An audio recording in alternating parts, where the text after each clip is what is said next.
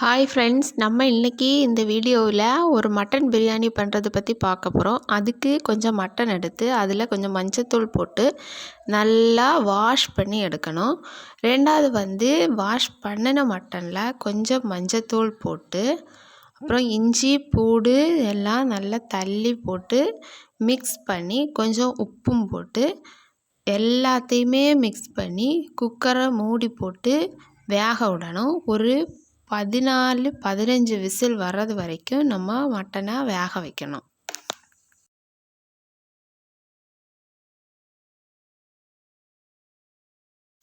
அப்புறம் ஒரு கடாயில் கொஞ்சம் எண்ணெய் விட்டு பச்சை மிளகு,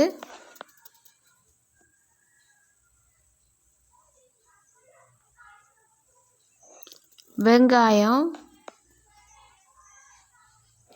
சின்ன வெங்காயம் இருந்தால் நல்லது. இப்போ சிட்டிஸில் சின்ன வெங்காயம் கிடைக்காது, அதனால் பெரிய வெங்காயம் போட்டிருக்கோம்.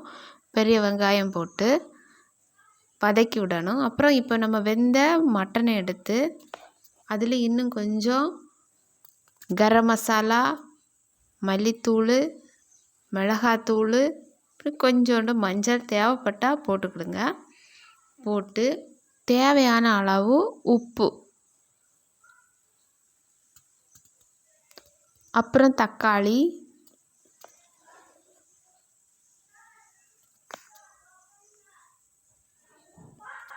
எல்லாம் போட்டதுக்கப்புறமா நம்ம வதக்கி வச்சுருக்கக்கூடிய அந்த உள்ளி, பச்சை மிளகாலாம் போட்ட அந்த கிரேவி எடுத்து இதில் விட்டு கொஞ்சம் மல்லி இலையும் போட்டு வேக விடணும்.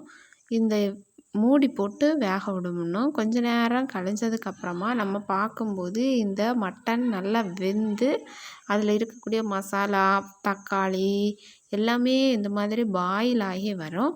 அந்த ஸ்டேஜில் நம்ம டேஸ்ட்டு பார்க்கணும். நம்மளோட மட்டன் வெந்திருக்கா, எல்லா மசாலாயும் மிக்ஸ் ஆகிருக்கா, தேவையான அளவு உப்பையும் பார்த்துக்கிடணும். உப்பையும் போட்டு வேக வச்சு மட்டனை தனியாக ஒதுக்கி வச்சுக்கிடணும்.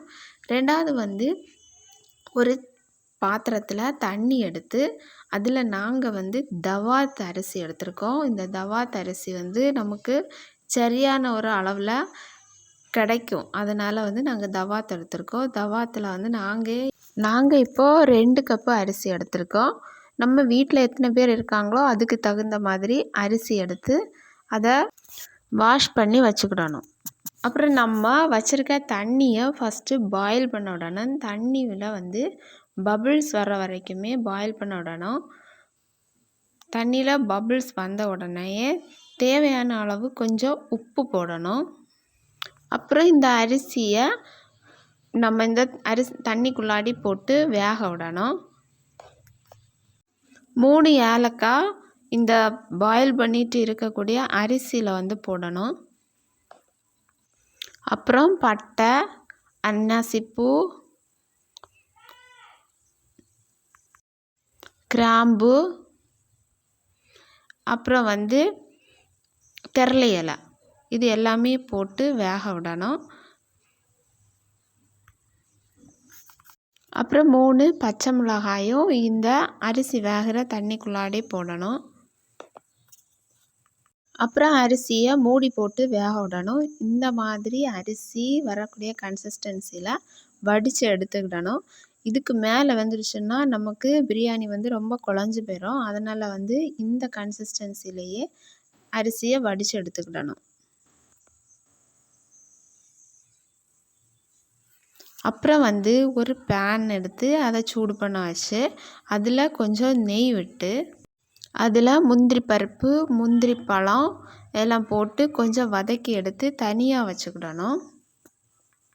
அப்புறம் அந்த நெய்யிலேயே கொஞ்சம் பட்டை, ஏலக்காய், அதுக்கப்புறமா கிராம்பு, அன்னாசிப்பூ, அப்புறம் கொஞ்சம் பெருஞ்சீரகம், ஜீரகம் எல்லாம் போட்டு அதையும் இந்த நெய்யிலேயே வதக்கி நம்ம தனியாக எடுத்து வச்சுக்கிடணும். இப்போ நம்ம மிக்ஸ் பண்ண போகிறோம். ஃபஸ்ட்டே இந்த நெய்யிலேயே நம்ம கொஞ்சம் மட்டனை எடுத்து போட்டுக்கிறோம். அப்புறம் கொஞ்சம் ரைஸ் போடணும். திருப்பியும் கொஞ்சம் மட்டன் போடணும். திருப்பியும் ரைஸ், இந்த மாதிரி மாறி மாறி அடுக்கடுக்காக நம்ம செட் பண்ணணும். லாஸ்ட்டில் வந்து என்ன பண்ணணும்னா, நம்ம தனியாக எடுத்து வச்சுருக்கக்கூடிய முந்திரி பழம், முந்திரி பருப்பு இதெல்லாமே மேலே போட்டு நம்ம அழகுபடுத்தணும். அப்புறம் திருப்பியும் கொஞ்சமாக நெய் வந்து விட்டு மூடி போட்டு அப்படியே ஒரு 10லிருந்து 15 நிமிஷம் வச்சுட்டு நம்ம பயன்படுத்தலாம். ரொம்ப நேரம் இருந்தாலும் அது இன்னும் செட் ஆகி நல்ல டேஸ்ட்டாக வரும். இந்த பிரியாணி வந்து ரொம்பவே ஒரு சண்டே ஸ்பெஷல் ஃபுட்டாக இருக்கும். எங்கள் வீட்டில் நாங்கள் அடிக்கடி இது பண்ணுவோம். உங்களுக்கும் பிடிச்சிருந்தா இந்த மாடலில் செய்து நீங்களும் யூஸ் பண்ணிக்கிடுங்க. இந்த பிரியாணி கூட எக்கு சைட் டிஷ்ஷாகவும் வச்சு நம்ம சாப்பிடலாம். நாங்கள் இந்த சண்டேக்கு பிரியாணி கூட எக்கு வச்சு சாப்பிட்டோம். ரொம்பவே நல்லா இருந்தது காம்பினேஷன்ஸு. நீங்கள் ஒரு டைம் ட்ரை பண்ணி பாருங்கள். கூட மட்டன் கிரேவி ஊற்றியும் சாப்பிட்டுக்கிடலாம். அதுவும் இன்னும் டேஸ்ட்டை கொடுக்கும்.